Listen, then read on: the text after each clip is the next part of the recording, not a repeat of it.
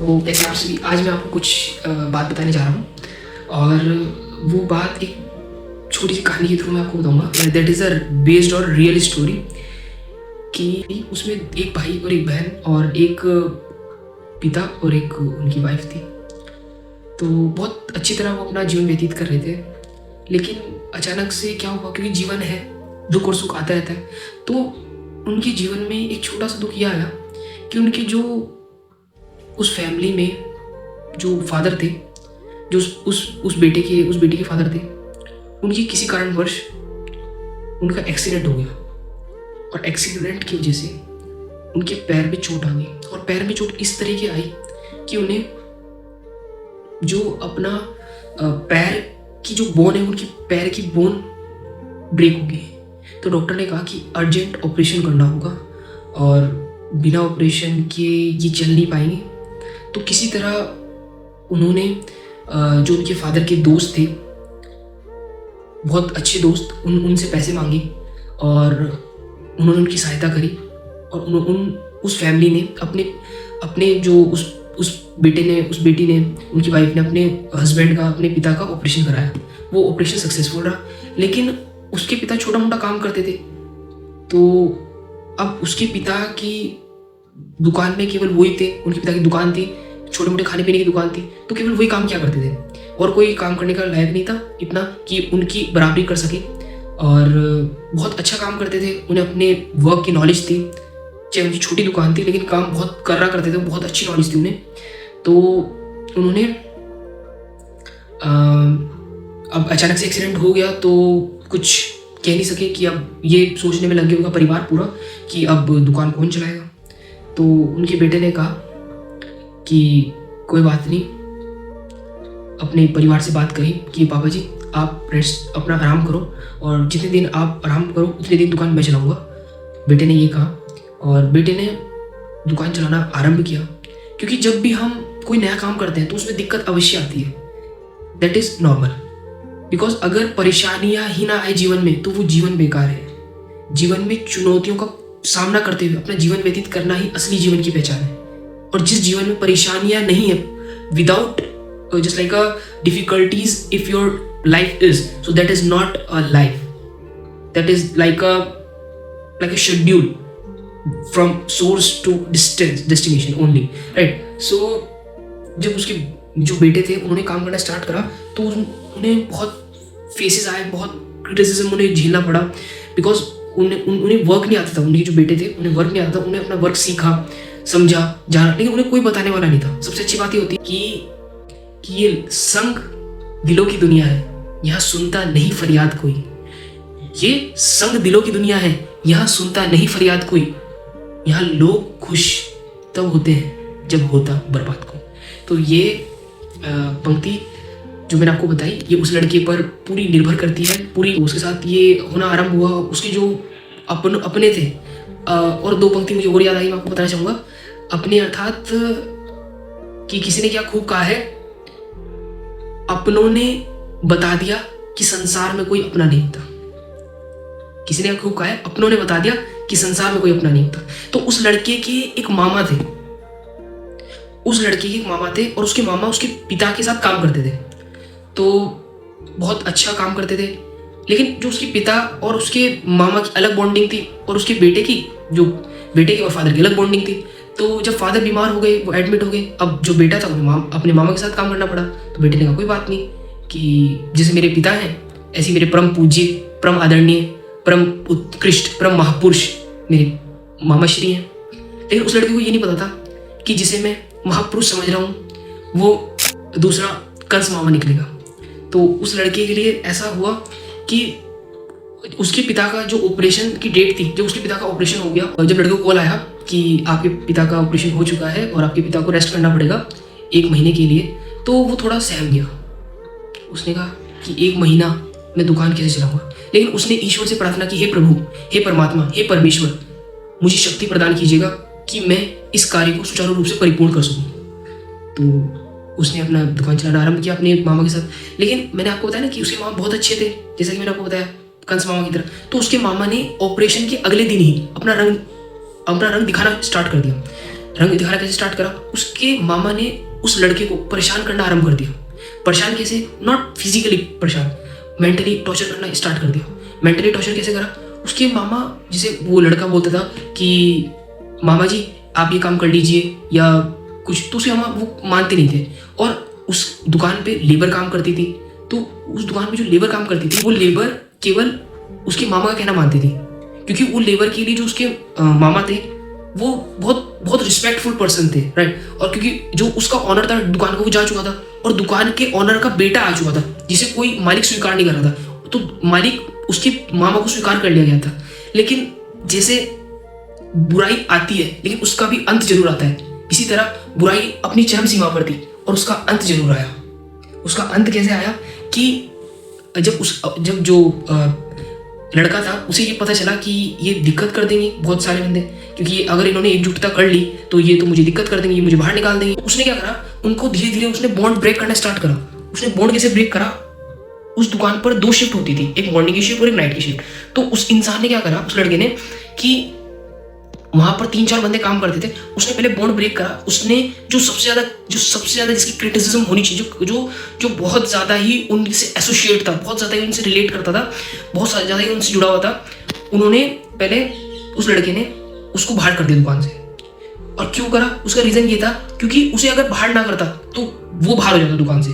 तो पहले उसे बाहर किया गया। उसका रीजन ये नहीं था कि वो उनसे साथ मिला हुआ था, उसका रीजन ये था कि वो उस लड़के के प्रति हीन भावना रखता था, उससे ईर्ष्या रखता था। तो इसलिए उस लड़के ने अपने पिता से बात कर अपने पिता के भाई से बात कर उसको अलग किया गया, उसको बाहर निकाला गया उस दुकान से। और तब बहुत ज़्यादा जो उसके मामा थे उस लड़के, उसके मामा को बहुत बुरा लगा, बहुत ज़्यादा बुरा लगा कि ऐसा, मतलब एक एज अ मित्र, मेरा जो मित्र है वो मेरे से दूर जा रहा है, और बहुत ज़्यादा बुरा लगा उसके मामा को। लेकिन उसके मामा ने वो पीड़ा सही, और उस दिन उन्होंने खाना नहीं खाया क्योंकि उनका मित्र उनसे अलग हो गया था।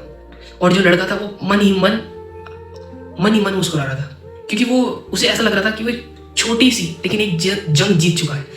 तो उसके बाद कहानी जो शिफ्ट होती है, जो सीन शिफ्ट होता है, अब केवल दुकान पे उसके मामा और 2-3 लड़के और बचे थे। अब उस लड़के ने क्या करा, उस लड़के ने देखा कि एक बंदा और है जो उसके मामा से एसोसिएट करता है, मतलब उसके मामा के साथ जुड़ा हुआ है। तो उसने क्या करा, उस लड़के को नाइट शिफ्ट में रख दिया। नाइट शिफ्ट में रखने से क्या हुआ, इनका जो आपस का बॉन्ड था वो ब्रेक हो गया। और आपस का बॉन्ड जब उनका ब्रेक हुआ तो उस लड़के को फिर ऐसा लगा कि यार मैंने एक छोटी सी जंग जीत ली है। इसी के साथ धीरे धीरे उसने परिश्रम करके अपने जीवन में, अपने पिता की अनुपस्थिति में उसने बहुत परिश्रम करा।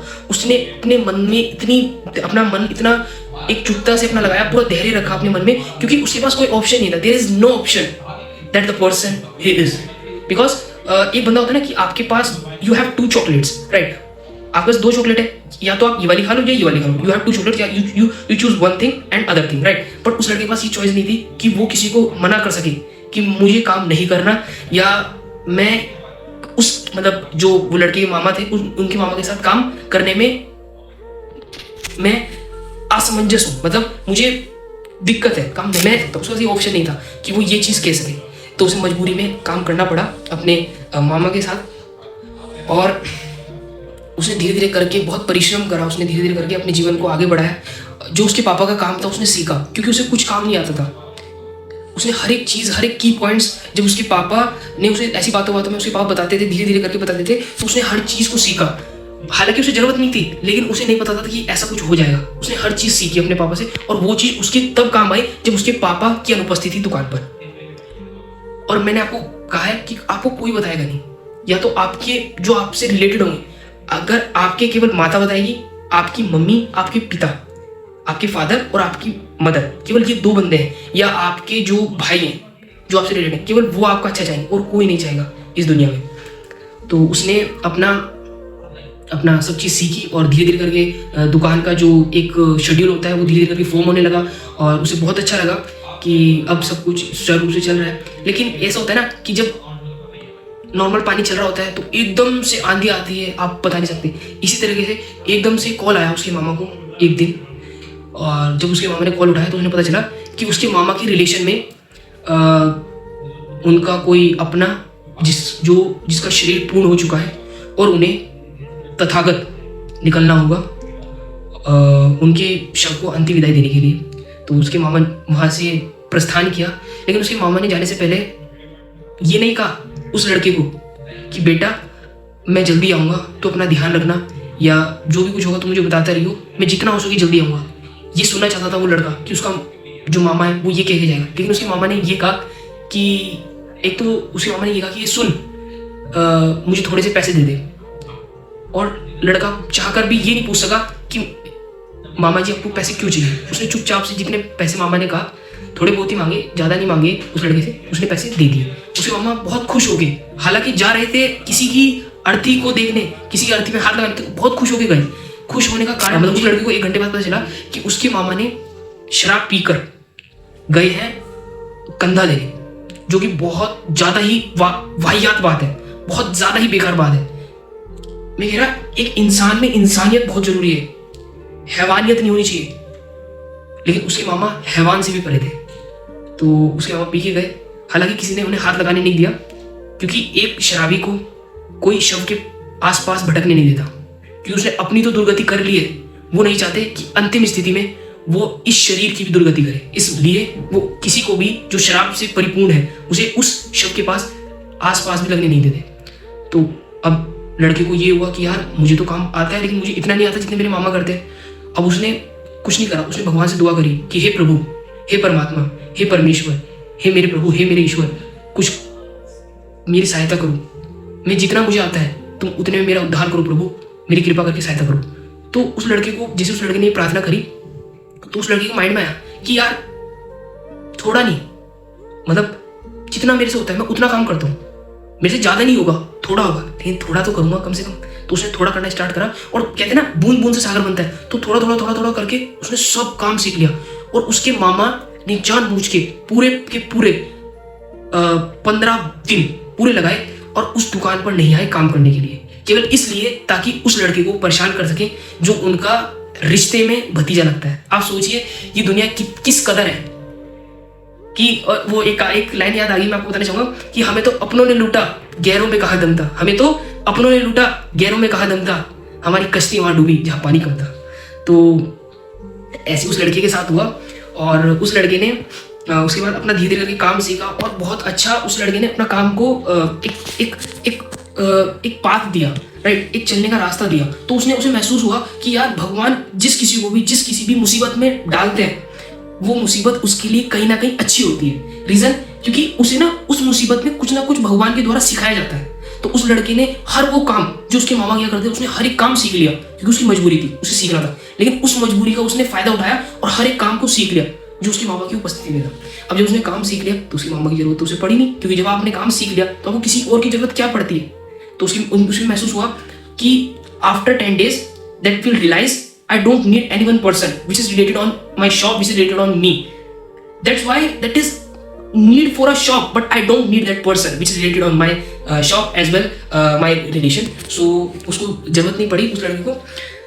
तो और उसके बाद जब उसके मामा आए, तो उसके मामा ये सोच के आए बड़ा गर्व से कि बहुत परेशान हुआ, ये मुझे बहुत अच्छा लगा। लेकिन उसके मामा को ये नहीं पता था कि आपकी ये सबसे बड़ी गलती थी कि किसी भी बुद्धू व्यक्ति को अगर आप कोई काम देके छोड़ के जाओगे तो वो काम आपको वैसे ही मिलेगा, उसमें कोई इम्प्लीमेंट नहीं होगा।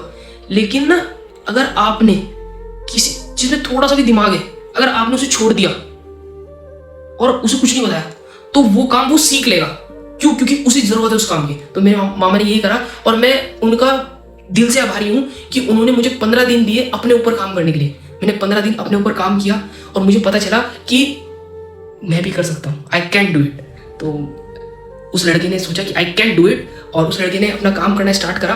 और जब उसके मामा 15 दिन बाद वापस आए तो उसके मामा ने अपना काम करना स्टार्ट कर दिया, जैसे वो उस लड़के को परेशान करना और तरह तरह की बातें करना, और मतलब हर तरह से मेंटली टॉर्चर करा उस लड़के को। लेकिन उस लड़के ने ऊपर वाले का नाम किया, हे प्रभु, हे परमात्मा, मेरे साथ मेरे दिल पे मेरा जो मन जल रहा है कि हे परमात्मा तू इन्हें बुद्धि प्रदान कर कि ये अपनी राह में सही हो जाए, अपनी राह को पकड़े और उसमें सही चले, ये किसी दूसरे को परेशान ना करे। क्योंकि गाइस मैं आपको बताऊं कि किसी को फिजिकली परेशान करो तो वो बख्श देगा, क्योंकि अगर आप किसी को एक थप्पड़ मारोगे ना तो उसे थोड़ा सा दर्द होगा, लेकिन उसके बाद वो दर्द धीरे धीरे करके कम हो जाएगा। लेकिन अगर आप किसी के मन पे चोट मारो ना तो वो मन की चोट हमेशा उसकी सदैव उसके दिमाग में वास करती है, और वो मन की चोट हमेशा उसे उसे बार बार रियलाइज करती रहती है कि तेरे साथ ऐसा हुआ। तो उस लड़के के साथ ऐसा हुआ था। और फिर जब उसके मामा आए तो उसके मामा ने बहुत छोटी सी बात पर, मैं आपको ये बात तब बता रहा हूँ जब उसके पिता की उपस्थिति नहीं थी उस दुकान पर, और उस लड़की की छोटी सी बात, उस लड़की ने कहा मामा जी ये काम ऐसा नहीं, ऐसा मत कीजिए, ऐसा कर लीजिए। उसके मामा को बहुत बुरा लगा, और उसके मामा चाहते थे कि ये लड़का कुछ ऐसा करे जिससे मैं कुछ कोई ऐसा एक्ट कर सकूं ताकि बहुत मतलब बड़ा पंगा हो सके। तो उस लड़के ने क्या करा, मामा जी को कहा मामा जी ऐसा ना कीजिए, ऐसा कर लीजिए। लेकिन उसके मामा ने एकदम कॉल करा, जो उसके पिता के भाई थे उन्हें कॉल करके बताया कि मैं ऐसे काम नहीं कर सकता, और मैं बिल्कुल भी never I do that work. और उसके मामा ने कॉल करके जब उन चाचा को बताया उसके, तो चाचा ने अपने भतीजे से बात करी कि बेटा तू ऐसा मत कर, केवल इतना इंतजार कर ले, अभी तेरे पापा नहीं है, और जैसे भी हो तू बस इनके साथ अपना ये कुछ दिन काट ले। तो उस लड़के को बहुत बुरा लगा कि जिन्हें सोचा था अपना, वो अपने ही नहीं निकले। किसने क्या खूब कहा है कि खराब वक्त में रहे इज्जत संभाले हुए, जेब में ना रखे सिक्के कभी भी उछाले हुए, डसा गया हूं मैं लेकिन इलाज जानता हूँ, डसा गया हूं मैं लेकिन इलाज जानता हूँ, इस सांप ही तो है मेरी आस्तीन के पाले हुए। तो बहुत जो पंक्ति है उन पर पूरी सूट हो रही है। उस लड़के के साथ ऐसा हुआ, और जब उसके चाचा के द्वारा ये उसे कहा गया तो उसे बहुत बुरा लगा, और उसने मन ही मन प्रभु से प्रार्थना की, हे प्रभु मुझे शक्ति प्रदान कीजिए इस परिस्थिति से लड़ने की। उसने लड़ा, और उसके मामा ने मन ही मन उसके मामा आनंदित हुए कि वाह कितना बड़ा मैंने काम करा, इसको इसके चाचा से ऐसे शब्द कहलवाए, तो उसे बहुत अच्छा लगा उसके मामा को। लेकिन उसके जो लड़का था उसने मन ही मन सहा और मुस्कुराया। अब वो वक्त आया, अब एक ऐसा वक्त आया जब लड़का भी एक पल के लिए ठहर गया। ये वक्त वो वक्त था जब उसका परम मित्र, परम सखा, परम आनंदनीय सखा, जो उस बचपन से उसके साथ था, जब उस लड़के को कॉल आया अपने सखा के परिस्थिति को बताने के लिए, उसके सखा के साथ क्या घटित हुआ। अब उस लड़के को रात को कॉल आया कि उस लड़के से बात हो रही है, जो मतलब आदित्य का सखा है। उसने कहा जी बात हो रही है, और तो उसने कहा कि आपका दोस्त के साथ कुछ ऐसा घटित हुआ है कि मतलब आपकी दोस्त की जीवन पूर्ण हो गया है, अब वो इस दुनिया में नहीं है। एक पल के लिए वो लड़का ठहर गया, उसने कहा यार ये क्या कह दिया। और जिसने उसे फोन करा था वो उससे पूछ रहा था कि ऐसा हुआ है या नहीं हुआ है। उस लड़के ने बिना कुछ सोचे अपना मोबाइल उठाया जो उस लड़के के पास था, और तुरंत भागा ये देखने के लिए कि क्या ऐसा वास्तविक तौर पे हुआ है। और जब वो लड़का उस घर पे पहुंचा और उसने अपनी आंखों के सामने जो दृश्य देखा वो बहुत चौंक गया। उसने देखा कि अब इस जीवन में केवल वो अकेला है, उसका दोस्त उसके साथ नहीं है, केवल साथ यहीं तक था। और उसका जो दोस्त था उस लड़के का, वो इस दुनिया को छोड़ के लिए सदा के लिए चला गया। उस लड़के को बहुत बुरा लगा, बहुत ज़्यादा बुरा लगा। लेकिन अभी क्लाइमैक्स बाकी मेरे दोस्त। तो अब वो लड़का बहुत मायूस होकर अपनी दुकान पर वापस आया, और क्योंकि उस लड़के के पास ये चॉइस नहीं थी कि वो दुखी है तो थोड़ा सा दुख बना ले या थोड़ा सा रो ले कि उसका दोस्त के साथ ऐसा हुआ। That does not have a choice. उसका इतनी भी चॉइस नहीं थी कि वो रो ले कि उसके दोस्त के साथ ये हुआ है। अब वो दुकान पर जब आया तो जो उसके मामा वो बहुत खुश हुए, बहुत मुस्कुराए। और एक जो शराबी होता है ना वो किसी की नहीं मानता। उस लड़के के फादर का कहना है कि जो शराबी है वो शराब के लिए अपने घर परिवार, अपने बच्चे सबको बेच देता है, केवल उसे शराब चाहिए। उसके मामा बहुत बड़े शराबी थे। उसके मामा ने शराब पी, खूब आनंद लिया। उसके मामा को कोई फर्क नहीं पड़ता कि तुम्हारे साथ क्या हुआ है, तेरे दोस्त के साथ क्या हुआ। अब कहानी शिफ्ट होती है जब उसके दोस्त को अगले दिन ले जाने लग गए तो उसके दोस्त ने पूछा, उसके दोस्त के मन में जो लड़का था उसने मन में विचार आया कि यार मुझे जाना चाहिए, अपने दोस्त के लिए मुझे जाना चाहिए। और उसका जो लड़का था वो दुकान पर किसी को जिस पर उसे भरोसा था, थोड़ा बहुत भरोसा था, उसे खड़ा करके दुकान पर वो चला गया। अब जब वो दुकान से चला गया तो कुछ क्षण पहुंचने के बाद उसे पता चला लड़के को कि वो लेट हो गया। उसके दोस्त को ले जाया जा चुका था, उसे आने में केवल 5 मिनट लेट हो गई, और उसके दोस्त की अर्थी को 5 मिनट पहले ले जाया जा चुका था। उसे बहुत बुरा लगा कि हे भगवान, तूने लास्ट अवसर भी मुझे प्रदान न करा मेरे मेरे मित्र मेरे सगा को देखने के लिए। उतने में वो सोच ही रहा था कि उसे कॉल आई उसकी दुकान से, उस लड़के की, कि आप दुकान पे आ जाइए, दुकान पे एक छोटा सा एक लड़ाई हो गई है। उस लड़के ने कहा यार अभी तो मुझे आए हुए 5 मिनट हुआ, इतने में लड़ाई कैसे हो सकती है। उस लड़के ने एकदम से अपना माइंड फोकस करा और भागा दुकान की तरफ कि क्या हुआ है देखने के लिए। तो उस लड़के को पता चला कि उसके मामा ने पंगा किया है। अब जब उसके मामा ने पंगा किया तो उसके मामा ने उसे लड़के को बोला कि क्या यहाँ हम नहीं है जो तुम किसी अनजान व्यक्ति पर भरोसा करके गया, पैसे उस लड़के ने पैसे रखने के लिए किसी को एलोकेट करके गया था। तो उसके मामा ने उसे कहा कि क्या हम यहाँ नहीं है कि जो तू किसी और पे भरोसा करके गया। तो उस लड़के ने केवल ये कहा कि हे मेरे आदरणीय परम पूज्य परम उत्कृष्ट परम महापुरुष मेरे मामा, आपकी अनुपस्थिति में 15 दिन इसी व्यक्ति ने ये काम को सुचारू रूप से परिपूर्ण किया। आज भी मैं यही सोच के इसे ये काम देके गया था कि इसे करने में कोई दिक्कत नहीं होगी, क्योंकि 15 दिन से ये कर ही रहा था जब आप नहीं थे। तो आज भी मैं इसलिए इसे ये पैसे देके गया था कि तू ये काम कर ले, और ये सोच के ही मैं चला गया था। लेकिन मुझे नहीं पता कि आपको इतना बुरा लगेगा। उसके मामा ने, क्योंकि उसके मामा में इंसानियत नाम की कोई चीज़ ही नहीं थी, उसके मामा ने कहा कि अगर ऐसी ही बात है तो अब से यही काम करेगा, मैं नहीं करूँगा। तो लड़के ने कहा जैसा आपको अच्छा लगे। केवल लड़के ने इतना कहा, उसके मामा चले गए और उसके मामा शराब पीकर आए। मैं आपको ये बात बता रहा हूँ दिन की। उसके मामा शराब पीकर आए और शराब की अवस्था में काम करने लगे, क्योंकि एक शराबी की पहचान ही होती है कि अगर कोई शराब पीता है तो उसकी आंखें लाल हो जाती है, उसके मुंह से दुर्गंध आती है और उसकी जो चलने की अवस्था है वो सुचारू नहीं रहती, उसकी चलने की अवस्था बिगड़ जाती है। ये एक शराबी की पहचान रहती है। मामा में ये सिम्टम्स मिले और उसके बाद जब लड़के की हिम्मत नहीं हुई कि वो अपने मामा से पूछे, लेकिन जो उसकी दुकान पे कार्य करता थे उन्होंने जब पूछा गया, छानबीन हुई तो पता चला कि वास्तव में उसके मामा ने धूम्रपान और मदिरा पान दोनों भली भांति रूप से ग्रहण किया है। उस लड़के को बहुत बुरा लगा। उसने कहा यार क्या इस कदर इन्होंने ये कर दिया, मतलब उस लड़के ने सोचा। और उसके बाद कहानी शिफ्ट हुई। अब लड़के को जब ले जाया जा रहा था तो लड़का पहुंचा, दुकान पे पहुंचा और उसकी मामा ने शराब पी ली थी। तो अगले दिन उसके मामा ने कहा कि यार अब तो इसे परेशान करना बनता है, अपने भतीजे को परेशान करना बनता है। तो उसके मामा ने क्या करा कि म्यूजिक चलाया, म्यूजिक विच इज रिलेटेड। अगर आप कोई गाना सुनते हो ना तो वो आपके माइंड पे बहुत बड़ा प्रभाव डालता है। अगर आप बुरा सुनोगे तो बुरा प्रभाव डालेगा, अच्छा सुनोगे अच्छा प्रभाव डालेगा। इसलिए कहते हैं कि सुबह मंदिरों में भजन इसलिए बजते हैं क्योंकि जो फ्रीक्वेंसी होती है ना साउंड की, वो बहुत अच्छा इंपैक्ट डालती है आपके माइंड पर। तो इसलिए उसके मामा ने क्या करा कि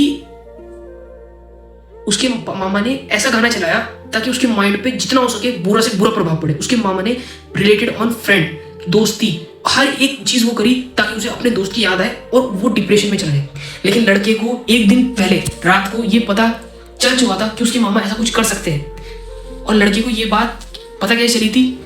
उस लड़के को बात ये पता ऐसे चली थी क्योंकि 1 महीना उस लड़के ने अपने मामा के साथ कर लिया था। तो लड़के ने रात को सुबह दुकान पे आता था, वो रात को सुबह दुकान पे जाने से पहले रात को वो पूरी तरह से पूरा हो चुका था फिट फॉर कि मैं पूरा तैयार हूँ, अगर मेरे साथ कुछ ऐसा होता है तो आई कैन डू इट। अब उसके मामा ने जब उसको धीरे धीरे मेंटली टॉर्चर करना स्टार्ट करा तो वो लड़का मुस्कुराओ अगर आज कहीं से हार गए हो, क्या पता इस जीत की तुमसे ज़्यादा किसी और को जरूरत होगी, शायद मुस्कुराओ अगर दिल टूट गया है, क्या पता किसी का जोड़ने के लिए किसी का तोड़ना पड़ता होगा शायद। ये 2 पंक्ति मैं आपको बता दी, मैंने आपको ऐसी माइंड में याद रही थी। तो उस लड़के ने, वो लड़का मुस्कुराया, कुछ नहीं करा, उसने मुस्कुराया। तो जो वहाँ काम कर रहे थे वो देख के हैरान हो गए, यार कैसा इंसान है, इसके दोस्त की अभी मृत्यु हुई और ये हंस रहा है, खुश हो रहा है, how it is this, that is not good person.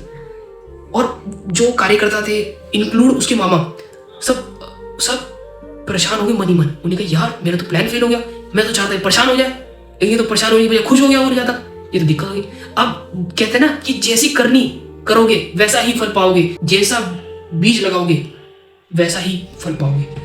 तो ऐसी हुआ अब उसके मामा उस लड़के को परेशान करना चाहते थे, लेकिन वो लड़का तो परेशान ना हो सका, उसके मामा परेशान होके बैठ गए। अब जब उसके मामा परेशान होके बैठ गए तो लड़के को मन ही मन अच्छा लगा कि यार अगर मैं बीच बीच में आपको मोटिवेट कर रहा हूँ, मतलब पंक्ति के द्वारा, कि अगर आप कीचड़ में पत्थर डालोगे ना तो कीचड़ आपके ऊपर गिरेगा, अगर आप किसी के ऊपर थूकोगे ना तो ऊपर वाला आपके ऊपर थूकेगा। और सबसे बढ़िया चीज, अगर आप किसी के ऊपर अंगारे, जो जलते हुए अंगारे फेंकना है ना आपको, तो उस अंगारों को दूसरे के ऊपर फेंकने से पहले उसे आपको अपने हाथ में लेना पड़ेगा। पहले अपना हाथ जलाना पड़ेगा, उसके बाद उस इंसान को जलाओगे आप जिसे आप जला चाहते हो, लेकिन उससे पहले आपका हाथ जलेगा। इसी तरह किसी और को परेशान करने से पहले आप खुद परेशान होते हो। इसलिए मेरी आप सबसे दुआ है, आप सबसे प्रार्थना है हाथ जोड़कर कि मेरे प्यारो किसी को परेशान मत करो, ऊपर वाला है वो अपना आप देखेगा, जो जैसा कर्म करेगा उसे वैसा ही फल मिलेगा। तो उसके मामा परेशान करना चाहते थे, उसका वो तो परेशान नहीं, लेकिन उसके मामा परेशान हो गए। अब उसके बाद जब सीन शिफ्ट हुआ तो क्या कहते हैं, फिर गाइस उसके बाद क्या होता है कि जब ये सब एक्ट शिफ्ट होता है, अब उसके पापा के आने की तैयारी होती है। वो लड़का बहुत ज़्यादा खुश होता है, वो इतना ज़्यादा खुश होता है कि जितना वो अपने जन्मदिन पे नहीं हुआ, जितना वो लड़का कोई अचीवमेंट मिलने पे नहीं खुश हुआ, इतना वो अपने पिता के उसकी दुकान वापस आने पे खुश होता है। वो मन ही मन बहुत खुश होता है। लेकिन अब क्योंकि हर एक इंसान का वक्त आता है, हर एक चीज़ का अपना अपना वक्त आता है। अब उस लड़के का वक्त आया, अब उस लड़के का वक्त आया जाने का। तो जाते जाते उस लड़के ने अपने पिता से कुछ, मैं आपको कुछ पंक्ति द्वारा कहना चाहूँगा, जो उस पंक्ति उस लड़के के मन में थी कि चाहकर भी कुछ कह ना सका, जो विचार थे मन में वो दे ना सका, बहुत रोया, बहुत मायूस हुआ कि अपना 100% वो दे ना सका। तो उस लड़के के मन में ये विचार आए और ये विचार थे, और बस वो लड़का इसलिए रो रहा था क्योंकि उसे पता था केवल वही ही एक ऐसा लड़का है जो अपने पिता को आराम दे सकता है। क्योंकि डॉक्टर ने कहा था कि आपके पिता काम कर सकते हैं, लेकिन केवल 10%, 90% उन्हें आराम चाहिए। तो उस लड़के के मन में ये विचार हो रहे थे और बहुत रोया वो, क्योंकि उसके जाने की अब वक्त हो गया था, लेकिन उसे जाना अनिवार्य था। तो वो लड़का बहुत रोया, बहुत पछताया, लेकिन उसके पापा ने उसका हुनर बढ़ाया। तू जा बेटे, फिक्र ना कर। उस लड़के ने अपने दिल पर हाथ रख के बोला कि पापा मुझे माफ़ कीजिएगा, मैं अपना 100% दे ना सका। और अब वो लड़का चला गया। उसके पापा बहुत मन ही मन बहुत रोए, क्योंकि उसके पापा की केवल वही एक as a branch, as a एक हाथ था कि जो उसके पिता के साथ खड़ा रहता था। लेकिन जैसे जब एक डाउनफॉल आता है तो एकदम से क्विक, अगर किस्मत अच्छी हो तो एक फॉल भी आता है। अब वो लड़का दोबारा वापस आया और उसका जो जीवन है वो कोरोना में और बहुत ही सुख में हो गया। उसके पिता ने और उसकी जो लड़का था, दोनों ने अपना जीवन बहुत अच्छे से व्यतीत करा। और this is the real life story which is based on that person. The name of that person is स्पर्श कश्यप। सब कुछ ही मिटा देंगे, वो सारे होश गवा देंगे, अगर तुझे हो गया कुछ सारी दुनिया जला देंगे।